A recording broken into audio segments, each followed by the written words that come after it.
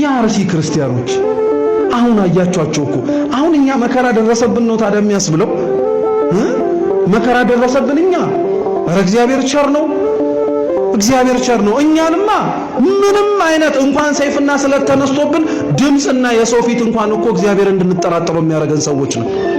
ሰው ፊቱን አጠላብን ብለን እኮ ምን ቀር ሰዎች ነን እኛ እውነቱ ይሳሰት እውነት ፊቱን አጠቆረብኝ ብለን ይሄድን